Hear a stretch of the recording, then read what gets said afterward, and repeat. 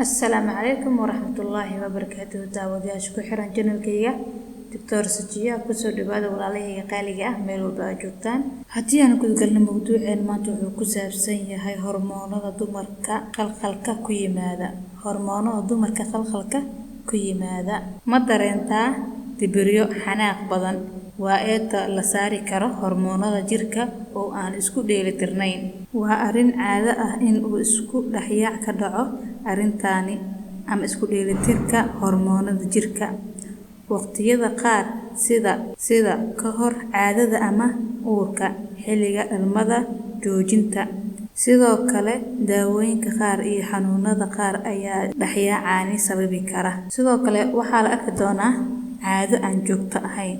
Inta badan dumarka waxay helaan caadada 21 maalmood 35 maalmoodba mar haddii aysan caadadaasi ama caadadu imaanin waqtigii cayimneed waxay ka micno tahay ama ay u dhigantaaba in ay xaddiga hormoonada qaar ay kugu yar yihiin ama ay kugu badan yihiin hormoonada.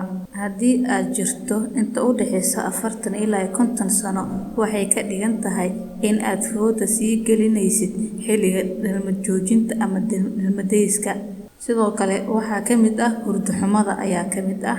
Haddii ay hurdadaadu kugu yar tahay ama aysan ahayn mid fiican waxaa qayb weyn ka ciyaari kara ama ka qaadan kara hormoonada. Hormoonada qaar waxay kicin kartaa heerka kuleylka jirka waana arrinka adkeyn kara hurdo la'aanta. Sidoo kale inaad isku aragto finan ka soo baxa caadada ka hor iyo caadada kadib waa arrin iska caadi ah laakiin haddii ay raagaan waxay astaan u noqon kartaa dhibaatooyinka jirka hormoonada. Sidoo kale daal badan ma waxaa tahay qof mar walba daala. Arrintan waa mid ugu badan ee lala xiriiriyo hormoonada jirka oo aan isku dheelitirnin. Xaddiga hormoonada estrogen-ka oo bata wuxuu ka dhigi karaa qof daalan.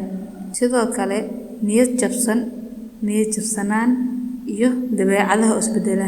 Miisaanka jirka oo kordha, madax xanuun, xubinta galmada oo dumarka oo qalay noqota. Arrinkani waa normal in mararka qaarkiisa la dareemo laakiin haddii aad marar badan isku aragto ama aad dareentid xanfafkaas waxaa macquul ah in ay hormoonkaaga estrogen-ka uu kugu yar yahay.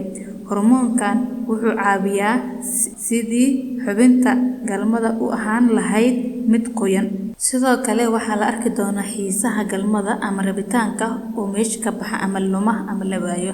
Dadka inta badan waxay aaminsan yihiin hormoonka lagu yaqaano ragga ee la yiraahdo testosterone in uu u gaar yahay ragga hase yeeshee dumarka